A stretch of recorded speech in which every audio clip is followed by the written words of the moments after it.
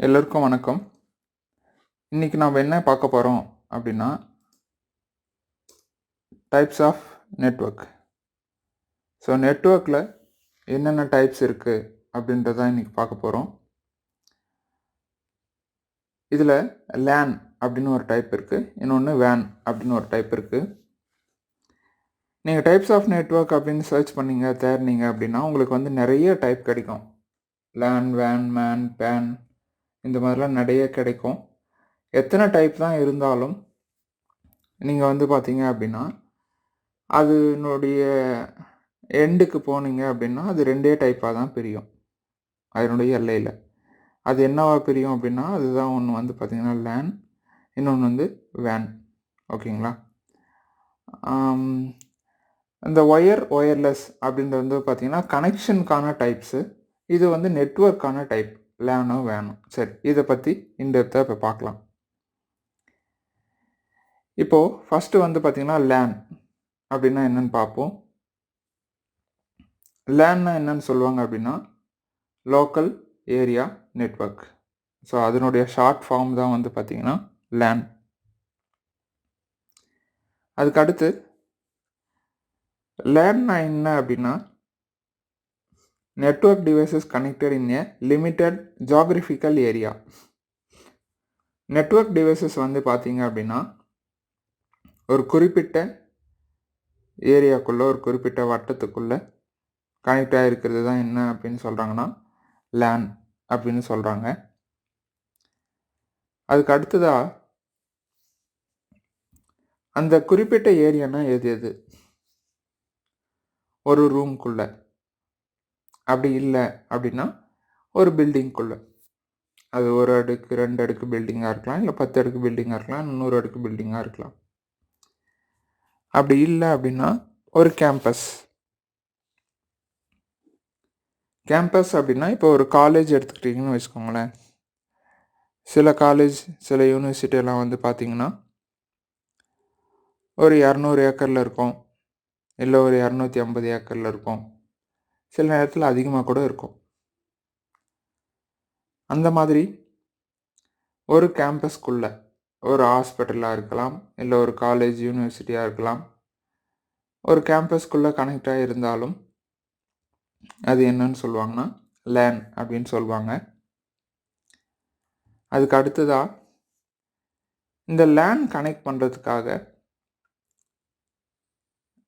Service provider தேவையில்லை அப்படின்னு சொல்கிறாங்க. No service provider required. அப்படின்னா இன்டர்நெட் நமக்கு அவசியம் இல்லை. சரிங்களா? அதுக்கு அடுத்ததாக இந்த லேன் கனெக்ட் பண்ணுறதுக்கு நெட்வொர்க் டிவைசஸில் என்ன டிவைஸ் யூஸ் பண்ணுவாங்க அப்படின்னு பார்த்தீங்கன்னா ஸ்விட்சஸ் யூஸ் பண்ணுவாங்க. ஓகேங்களா? ஸோ லேன்னா லோக்கல் ஏரியா நெட்வொர்க் டிவைசஸை ஒரு குறிப்பிட்ட ஏரியாக்குள்ளே கனெக்ட் பண்ணியிருப்பாங்க. அது ஒரு ரூமாக இருக்கலாம், இல்லை ஒரு பில்டிங்காக இருக்கலாம், ஒரு கேம்பஸாக இருக்கலாம். அதுக்கு வந்து இன்டர்நெட் தேவையில்லை. லேன் நெட்வொர்க்கில் பெரும்பாலும் இல்லை, சுவிட்ச் மட்டும்தான் யூஸ் பண்ணியிருப்பாங்க அப்படின்ற மாதிரி சொல்ல வராங்க. சரிங்களா? ஸோ இது வந்து லேன். அடுத்ததாக டைப்ஸ் ஆஃப் நெட்வொர்க்கில்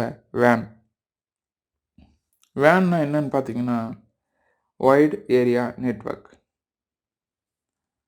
வைட் ஏரியா நெட்வொர்க்னா என்ன அப்படின்னா நெட்வொர்க் டிவைசஸை ஒரு டிஸ்டன்ஸ் ஏரியாவில் கனெக்ட் பண்ணியிருக்கிறது. ஸோ நெட்வொர்க் டிவைசஸ் அப்படின்றத பற்றி தனியாக பார்ப்போம். ஒரு குறிப்பிட்ட டிஸ்டன்ஸில் கனெக்ட் பண்ணியிருக்கிறது தான் என்ன அப்படின்னா வைட் ஏரியா நெட்வொர்க். அந்த தூரம் எவ்வளவா இருக்கலாம் அப்படின்னா இன் டிஃப்ரெண்ட் சிட்டிஸ், வேறு சிட்டியாக இருக்கலாம். இப்போ சென்னை, ஹைதராபாத், சென்னை, பெங்களூர் இந்த மாதிரி ஒரு எடுத்துக்காட்டுக்கு சொல்கிறேன். இல்லை வேலூர், ஆந்திர பிரதேஷ், அப்படி அந்த மாதிரி. ஓகேங்களா? ஆந்திராவில் உள்ள சித்தூராக இருக்கலாம், இல்லை வேறு ஏதாவது ஒரு சிட்டியாக இருக்கலாம், இல்லை வேலூர், சேலம் இந்த மாதிரி, வேலூர், கோயம்புத்தூர். அப்படி இல்லைன்னா 2 டிஃப்ரெண்ட் ஸ்டேட்ஸ். ஓகேங்களா? நான் முதல்ல சொல்லும்போதே ஸ்டேட் நேமும் சொல்லிட்டேன். அது அப்படி இல்லைன்னா டிஃப்ரெண்ட் கண்ட்ரிஸ். ஓகேங்களா?